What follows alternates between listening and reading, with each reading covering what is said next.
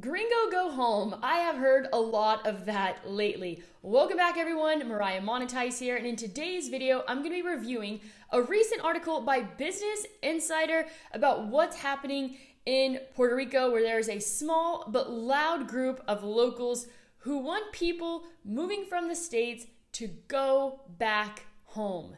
I used to have somewhat respect for Business Insider, but after this article, I can't really say the same. This is just a great reminder that when it comes to mainstream media, they never really get the story fully correct.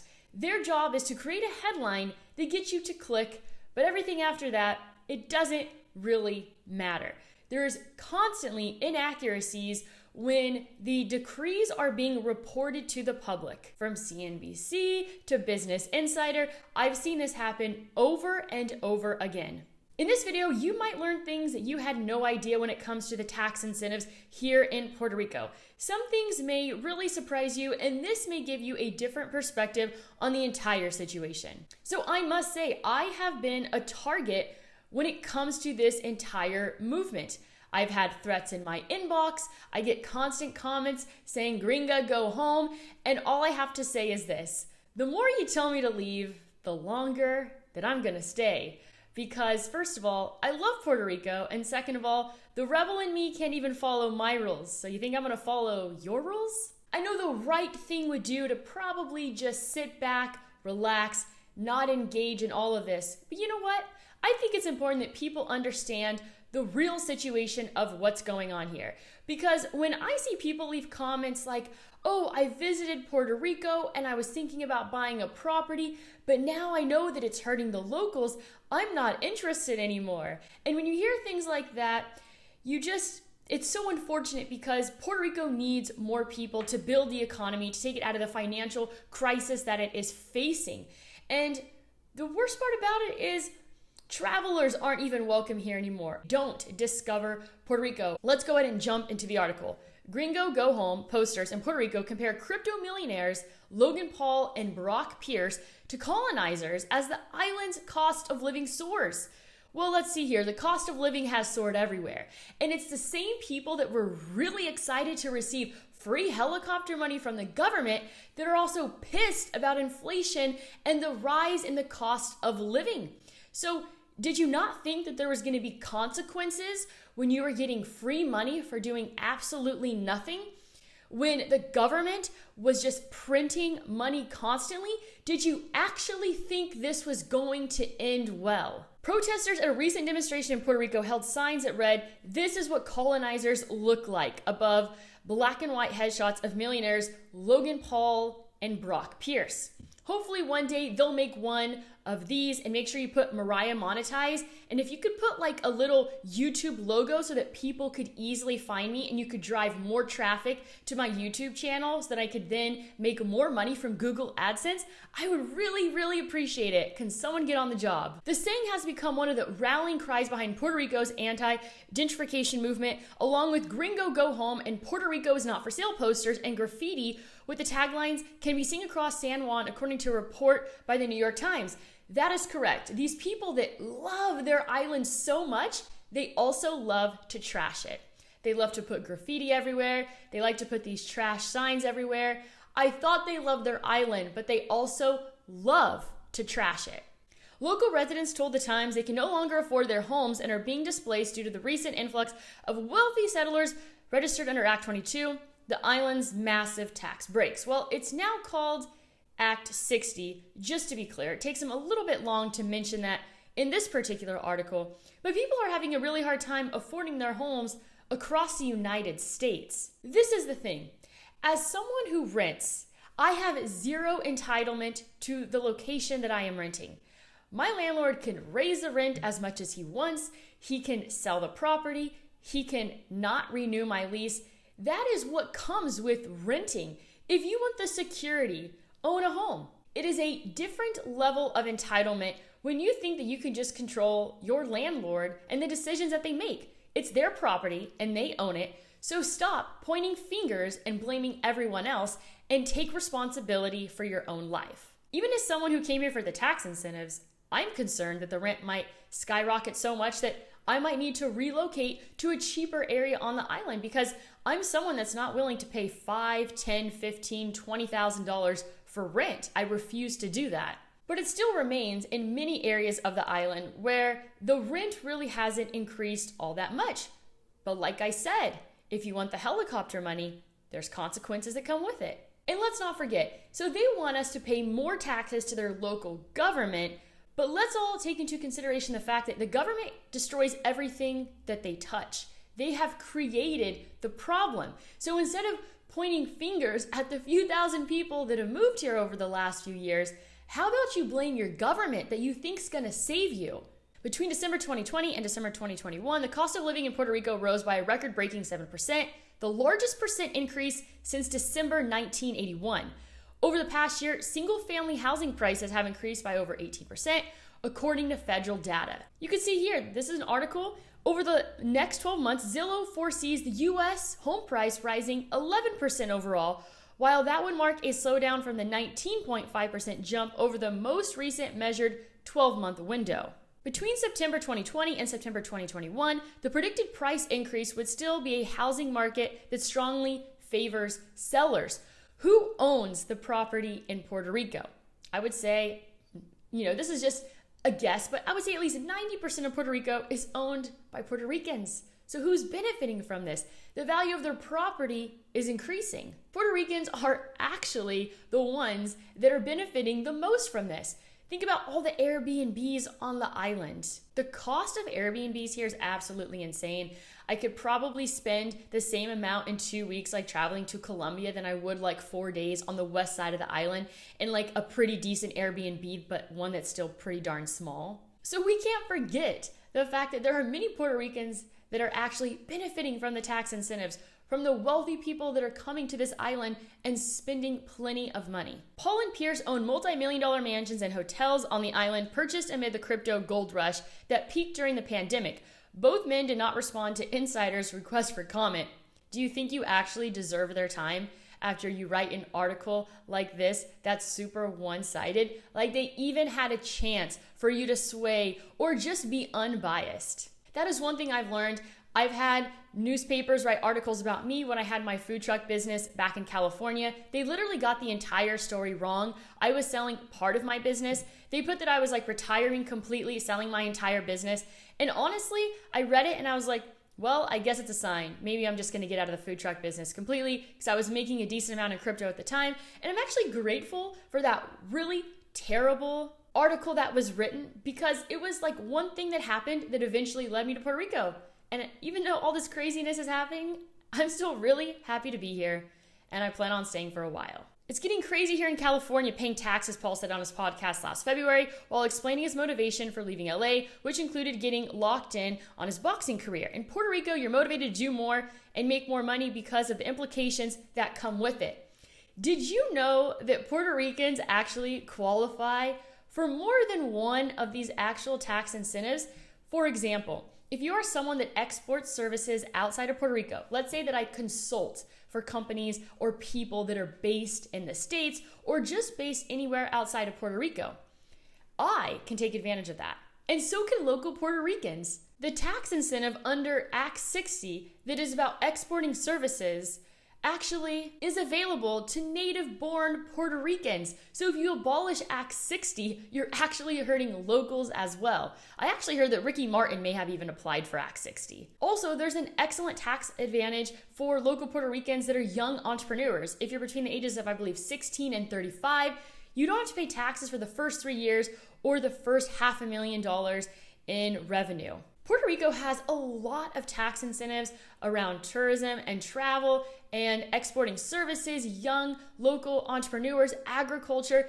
Many of these tax incentives are actually available to natives as well. I hope that they know this and understand it, that the opportunity is there for them as well. When I look around Puerto Rico, I see this place bursting with opportunity. I think about the small town that I grew up in, California, versus Puerto Rico, and the amount of opportunities here to start a business, to make a living, in my opinion, is off the charts. Just when you consider people that travel to Puerto Rico, they're always looking for a unique and special experience. And you can actually advertise businesses directly to people traveling through Puerto Rico in something free like the Travelers Facebook group. There are endless ways, in my opinion, to make money in Puerto Rico.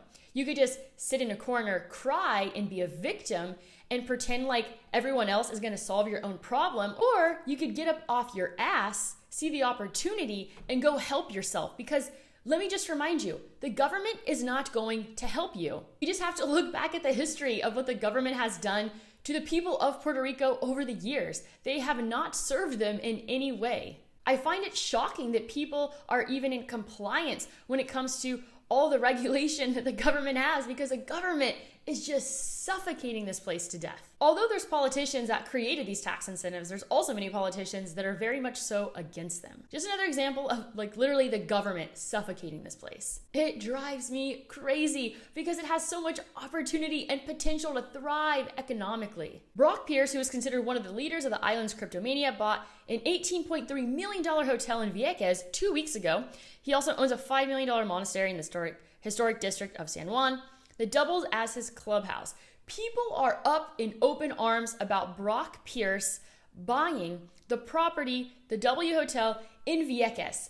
I mean, would you have preferred it just decay over time and turn into a piece of trash? Or would you prefer that he purchases it, restores it, hires locals in Vieques, and creates opportunity for people? But this is what they said. They said that, oh, anyone that works in tourism in Hawaii, they're all homeless. It's like, okay, so would you rather like not have a job at all? Like, I'm a little bit confused here. People are also really upset with the fact that there's tax incentives that Brock Pierce will get when it comes to purchasing and renovating this entire property. But this is the thing. Puerto Rico is a very high risk place. Another hurricane can come through here and just absolutely destroy it again. Moving to Puerto Rico is a very high risk. The government could take away the incentives immediately. We've seen them do shady things already. They changed the filing fee from $300 to $5,000 and then made it retroactive for the year before. The shadiness is never ending. So I'm not sure why they want us to like pay more taxes to their local government when their local government is just extremely shady. Despite his real estate investments, Pierce told the New York Post that he does not plan on taking a penny from the island, and any profits he makes in Puerto Rico will be reinvested in the island or given to charity. In 2020, he donated $1 million to local COVID-19 relief. We live in this really funny time where people like love to hate rich people. For example, in 2018, when this article came out that Brock Pierce was moving to Puerto Rico, if you would have bought Bitcoin this day or around that range, you would have gotten Bitcoin for like $7,000 to $8,000, and your money would have 6x by now. So you could have taken this as an opportunity, like, wow, maybe I should learn about this, but instead, you just want to be really mad about it, blame everyone else, and not take responsibility for the life that you have. So, I keep on getting these funny messages, get the hell out of Puerto Rico, the island doesn't belong to people like you, which is really interesting that people feel so much entitlement to any certain location or place. When I love something, I love to share it with people. Act 22, which allows recipients both passive income and capital gains exemptions, saw a record number of applicants last year. None of those applicants were native Puerto Ricans. Only immigrants are eligible to apply. But Act 20, locals are eligible, but they don't mention that. They don't mention the fact that there are locals that qualify for so many tax incentives here. Not everyone views newcomers and their Web3 as negative. Young entrepreneurs told the Washington Post that they're excited about the transformative power and high-tech crowd could bring to the island's debt-ridden economy. There are a lot of people that see the opportunity that comes with the tax incentives that Puerto Rico is offering. And those are the people that see opportunity. Those are the people that take responsibility for their own life and don't spend time pointing fingers or blaming other people for things that are not going okay in their life. Puerto Rico's Department of Economic Development and Commerce predicts that there will be about 6,400 Act 22 grantees by 2029. It's actually called Act 60 now, with 14,600 local jobs generated as a result. But critics of the law say the local people have yet to reap the benefits. All right, let's go ahead and show an example of one particular person who posted their economic impact to Puerto Rico. This is one single person that has moved here for the tax incentives. And there's a lot to this. I'm just gonna go over a few of the items. So he bought a property for $2.5 million. He also spent another $2.5 million renovating it. He had an entire staff of Puerto Ricans. He's a Puerto Rican architect. He's a Puerto Rican electrician. He used all Puerto Ricans to renovate his home. That's employment for 15 months. I currently employ, this is not me, on behalf of my friend, I currently employ 9 locals, not counting me or my family, 4 full-time, 5 part-time. He pays them collectively $400,000 per year. He spends $20,000 a year with local Puerto Rican CPA firms and tax attorneys. He spends $75,000 in legal fees over the last 18 months or so. He has a Puerto Rican housekeeper. He pays $3,000 a month in HOA fees to maintain the building. He spends $40,000 a year when it comes to insurance, health insurance, car insurance. Over the next 12 to 18 months, he's going to be spending another $1 to $1.5 million with local Puerto Rican businesses to renovate and make improvements to all of his properties. The list can go on and on and on. He also mentioned to me when he first moved here that he was pretty much going out to eat every single night to support local restaurants. And that is just one person. I doubt any of his Puerto Rican employees complain. The people coming under Act 22 are not adding that much to the Puerto Rican economy. Nobel Prize winning economist Joseph Stiglitz maybe said in a December conference in San Juan, they're spending a little, but very little. And at the same time, they're raising real estate prices and the cost of living for others. Well, I just showed you an example of someone who is not spending a little. And stop acting like the price of homes is only increasing in Puerto Rico and not anywhere else in the world. Act 22, which was reorganized in 2019 to fall under the broader incentive code of Act 60. So now it's called Act 60. And then there's basically all the different decrees under Act 60, which include the young entrepreneurs, exporting services, the tourism one, as well as capital gains. The imbalance of fortune saw local residents exiting their homes as newly rich investors moved in. By 2019, the Puerto Rican experienced the first net positive migration from other parts of the U.S. in nearly 2 decades. So you're telling me that people that are really rich are pushing people out of their homes, which would be also considered wealthy people, right? Because if wealthy people are buying high-end luxury properties, you're telling me, so, I mean, we have to get on the same page here. Are you rooting for the rich or are you rooting for the poor? A similar fate repeated itself during COVID-19 when the virus upended the local economy and tourism industry. Over the past 2 years, virtual workers have moved to towns across Puerto Rico's picturesque coast, and crypto happy hours and NFT art galleries shortly followed. The local economy was upended because the government wouldn't let us leave our house past 7 p.m. They would only let us drive on certain days of the week, and everything was shut down on Sundays. Once again, the government suffocating the absolute hell out of this place. Discover Puerto Rico, the island's tourism board, said this visitor economy is vital to the territory's recovery. When the visitor economy grows, everyone wins. Jobs are created, businesses thrive, the local tax base expands, and potential investors are drawn to Puerto Rico. Out of all of this, I would say it's even crazier that this same group of people that love to destroy their island, from an economic perspective and just a visual perspective, the graffiti that people write is absolutely crazy to me. It's like, don't tell me you have Puerto Rican pride and then you go spray paint ban Act 62 or things like kill the rich. But it's so sad to think about all the people in the tourism industry that would suffer if people actually stopped traveling here.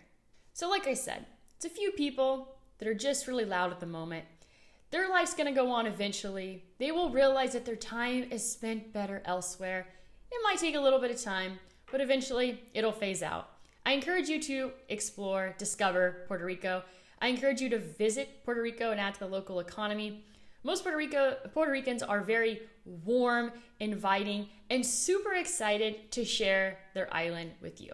Unfortunately, there's just a few bad apples in the crowd, but hopefully they will realize that socialism isn't going to work and they need to actually encourage people to move to Puerto Rico, because that is what will grow the economy and make this place even better. Puerto Rico is a very special place to me. I appreciate my life here. For the first time in my life, I actually feel homesick when I'm not here. I technically only have to spend 183 days out of the year here.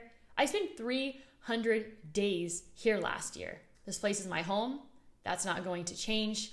nothing will stop that. I want Puerto Rico to thrive at every level. I want Puerto Ricans to thrive. I want this place to get cleaned up. I want to see people's quality of life improve here. So I will continue making videos showcasing just how beautiful Puerto Rico is and how much I really enjoy my life here, because I want to encourage other people to experience just how magical this place is. Puerto Rico is not perfect in any way, shape, or form, but I like to do my part of encouraging other people to explore this place, and I hope you get the chance to visit if you haven't yet. And if you get the opportunity to move, even better. I hope you found this video helpful. I know I got a little bit rowdy, but honestly, I get really, really frustrated with the victim mentality, and I just had to say something about it. So that is all that I have for you today as I go out there and create a portfolio that you love.